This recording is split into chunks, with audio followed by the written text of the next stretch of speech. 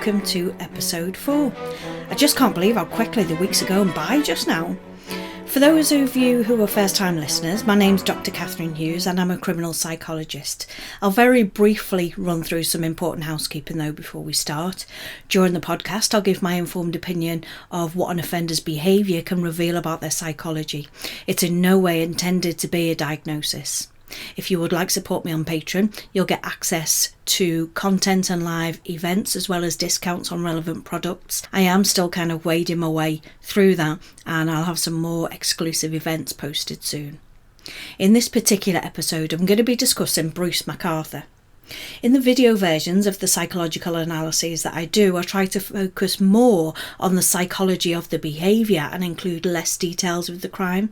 Whereas in this podcast, I do include all of the details of the crime because this can sometimes add a richer understanding of the offender's psychology. So for the more sensitive listener then, I must warn you that this episode contains themes surrounding torture, violence, homosexuality and murder. I'm going to give you first a very brief overview of the case and of the offender.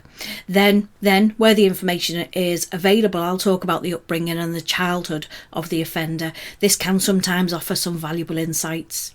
Then I'll discuss the behaviours during the crime that reveal psychological aspects of the offender as well as any psychiatric or mental illnesses.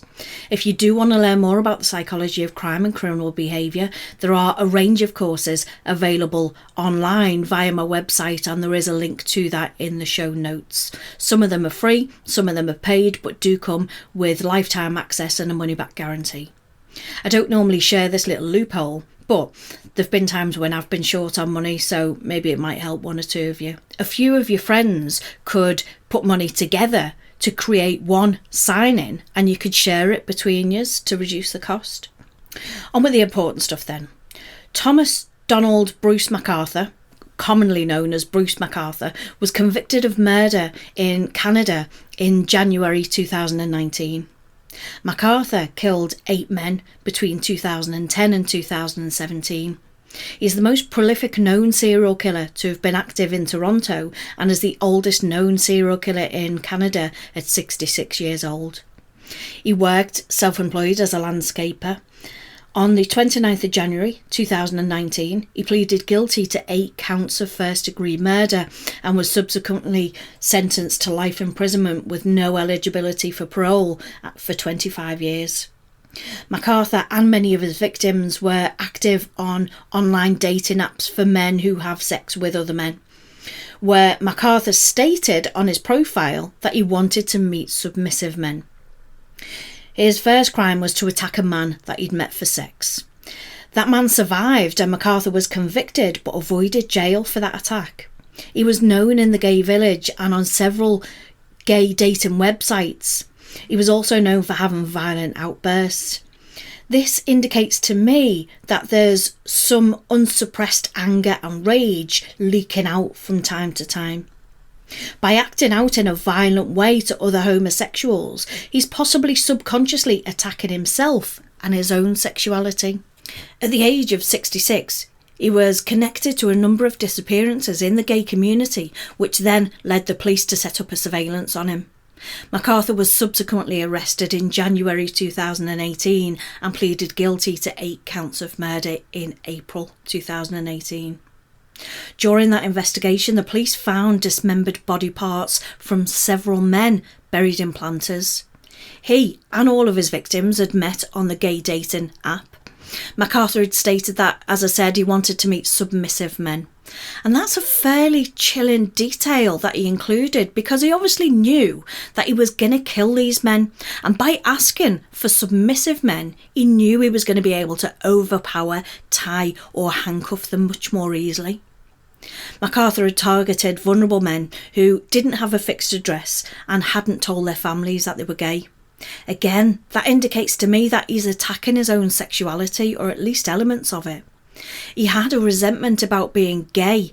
However, once he came out as gay, he was very sexually active. This doesn't mean that he was completely comfortable with who he was, though. When you consider he had a very strict religious upbringing and his parents' views on homosexuality would have been negative, and so it's unsurprising that he felt that way. McArthur had 3 interactions with the police during his killing spree, but he was released after each time. This likely gave him a sense of confidence that he was able to get away with these murders. He'd known some of his victims for years before killing them. A friend of one of the victims said that he was angry with himself for not seeing what McArthur was like. He suggested that he hid behind a mask of normality. He was able to interact in a very normal way and fit in with society. He was even dressed up as Santa at the local mall. The ability to fit in and suppress the rage and anger that he was experiencing and outwardly present himself in a good way is a fairly manipulative trait. There were a couple of victims who did escape McArthur before he was able to kill them. One victim was invited into the back of his van, presumably for casual sex. McArthur told him to get in the back of the van on top of a fur coat. The victim noticed that the back of the van was covered in plastic and made an escape. The other victim that escaped was at his apartment when the police entered to arrest McArthur. The victim's family didn't know that he was gay, and text between them indicated that they intended to keep that interaction a secret. After handcuffing the victim, McArthur had placed a plastic bag over his head and had taped his mouth. If the police hadn't have turned up when they did, this would have been another victim. Bruce McArthur was born in Ontario, Canada in 1951. He was born and raised in a rural area. His parents had a farm, he had one sister, but his parents fostered troubled children from Toronto, often with 6 to 10 in their care at any given time, and they had a very good reputation in the area. He attended a very small school, and his classmates have commented that they thought he was trying to be a teacher's pet at times. He'd tell the teacher about mischief that some of the boys were getting up to, and he never got along with them. His mother was Irish Catholic and his father was a Scottish Presbyterian. Both were very devout in their religion. This did cause some arguments within the home, and McArthur would always side with his mother. His father was said to be very strict. So far, there's nothing very unusual about his upbringing that would suggest that he'd go on to commit the number of murders that he did. McArthur did know that he was a homosexual, but he met and married Janice, and they had a son and a daughter together. He was a very active member of his church, and all of this is most likely because he'd been brought up in a rural area with religious parents, and being gay just wouldn't have been widely accepted in that community. Therefore, he lived a lie, covering up his feelings. This is where you can start to see that his problems might have begun for him. Can you imagine hating who you are and how you feel? Dealing with that inner turmoil every single day. Again though, it's not an unusual thing to do. Many people have found themselves in similar situations and haven't gone on to kill people. As a travelling salesman, he was able to begin to engage with other men. He eventually came out as being homosexual with his wife. They stayed together for a while but eventually divorced. After the couple had split up, McArthur went to gay bars and villages, and he ended up having a 4-year relationship with a man.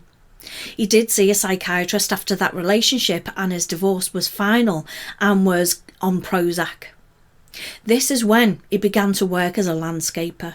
Their son, Todd, had been found to be making obscene phone calls to women that he didn't know. If Bruce had struggled with dealing with the fact that he was gay, it's unsurprising that other family members would have also found it difficult to accept. In 2014, Todd was sentenced to 14 months in jail for making multiple obscene phone calls. He was released on bail, ordered to stay at his father's apartment and assist in McArthur's landscaping business. A former friend of Todd's is reported to have said that the bathroom wall of that house was covered in pictures of naked men with erections. He said that most of the men appeared to be East Indian, and that Todd said that they were men who his father knew. McArthur didn't hide the fact, and he would laugh about it over breakfast as well. I would imagine that a young teenage boy who's struggling to accept his father as being gay would find living in those conditions incredibly difficult. I'd be asking myself why any parent would have pictures of naked people on the wall with their children around, regardless of what their sexual orientation was or how old they were. To me, it seems as though McArthur was acting out. After so many years of being gay, he was now just being really open about it. And that just gives you a bit about his background and who he is. McArthur was arrested in January 2018 after the police connected him to 2 missing people. However, he'd previously been convicted of that serious assault on the man that he met on the dating website. In 2001, before the murders, McArthur met a male sex worker and they had sex. McArthur was invited back to the man's apartment where he hit him over the back of the head several times with an iron bar. My first thought on this was that he hated that he was gay and attacked others because he was angry at himself rather than being angry at the victims. McArthur turned himself in after that attack and said that he didn't remember the incident or why he might have done it. But if he took a weapon with him, then surely there's premeditation to use that weapon. After a 2-year sentence for that attack, the Crown Attorney agreed to a conditional sentence after psychiatric reports suggested that McArthur was at a very low risk to re-offend. The victim, said by the Crown Court to have been traumatised by the incident, didn't provide an impact statement for the sentencing, and there were concerns that McArthur's unexplained behaviour might be due to the combination of his anti-seizure medication for his epilepsy with amyl nitrate, which is a muscle relaxant which is sometimes taken recreationally before sex. And as I said, he was already taking Prozac for depression. As I said, he was carrying the metal bar with him.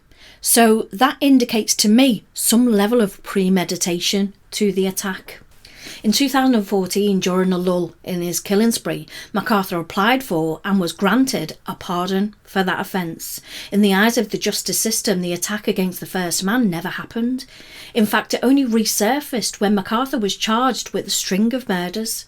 There is evidence that McArthur posed and photographed the bodies after he killed them. This is, of course, a form of necrophilia. When a killer does that to a body, they're demonstrating dominance and control over the victims. McArthur also shaved the heads and the beard of several victims and kept the hair in a plastic bag at his workplace. This kind of action is fairly common with serial killers. They're likely to take some kind of memento so that they can relive the event in their mind later. The photographs of the bodies are also likely to have been used in that way. Shaving the hair and the beards of the victims could also be thought of removing part of what makes them a man. By posing the victims in various ways, McArthur's showing power, dominance and control over his victims. This could be an unconscious psychological mechanism of not having control of his own sexual tendencies and compensating by over-controlling the victims. All of the victims were found bound and either stabbed or strangled. One victim was stabbed over 100 times. This is a very hands-on way of killing that takes the perpetrator to get very up close and personal with the victim. Stabbing a person that many times suggests that it was a rage attack and overkill. Body parts were found to have been dismembered and hidden in various planters. So even after death, even after posing the bodies for photographs, he continued to interact with and control these victims. These were linked to McArthur's landscaping business. The majority of crime with anybody is conducted between their normal everyday activities. Routine activity theory suggests that crime doesn't become a separate facet to a person's life, but it's integrated with more normal daily activities. We can see this here in the way that the bodies were disposed of. McArthur used his landscaping activities to help him in disposing of the victims' bodies. Pictures from McArthur's computer revealed that he posed many of his dead victims naked, apart from a fur coat or hats.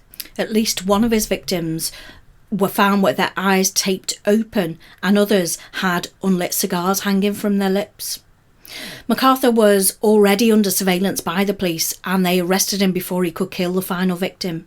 His last intended victim was Middle Eastern, like many of the other victims were. The man was married and his family didn't know that he was gay. They texted between them to discuss keeping their affair a secret. On the day of his arrest, he invited this man to his apartment, saying that he wanted to try something different.